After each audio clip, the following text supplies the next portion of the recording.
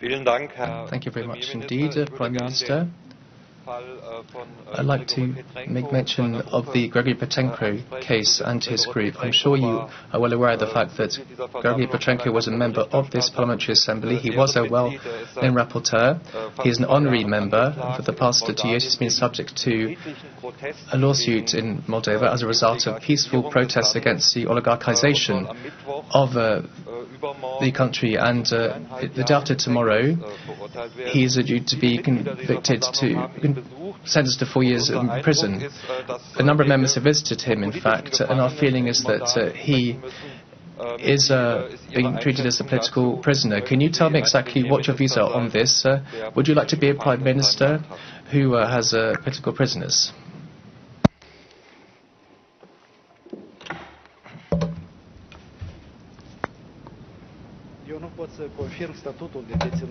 Well, as for whether he is a political detainee, he is not. In Moldova, we don't have that term. Whether it's the Petrenko's case or it's anyone else's case, we don't have any political prisoners in the country. I have to admit, I don't know all the details, neither in this case nor on the other cases which are pending before the court. I know that there are some high-profile cases which are being discussed, even here at the Council of Europe.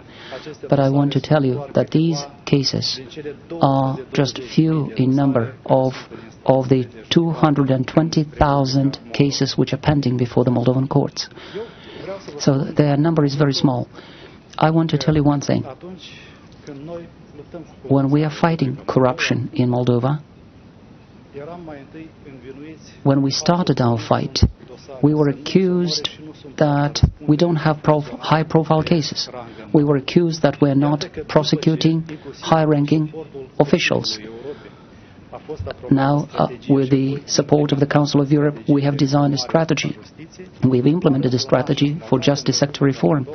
And over the past 1 year and a half, we saw dozens of prosecutors, judges, bailiffs, prime ministers, ministers, deputy ministers, and presidents of councils, of regional councils, heads of agencies who have been detained, who have been prosecuted and convicted.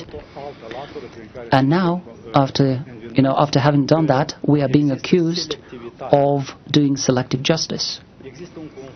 Look, there is a confusion. We are confused.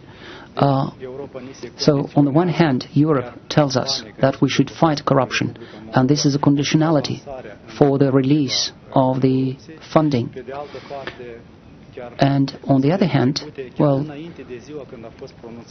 even before Mr. Shore was convicted, you know that Mr. Shore, he is one of the key players in defrauding the banks. So I've heard some voices in the European Parliament that maybe Mr. Shore is a political detainee. And we are confused because of that. There were some other high-profile cases. I'm speaking here about the case of a former Prime Minister who's been convicted, but after the court decision has been made public, all those questions have disappeared. Well, there is one principle, the principle of non-interference, non-interfering with the judicial power. We are sticking to that principle. The government is not interfering with the judiciary. We are waiting to see what the courts are going to decide. And, of course, after that, if appropriate and if necessary, we will use instruments available to us. What instruments are available to the government is to make proposals for amending the legislation, to make sure that the Republic of Moldova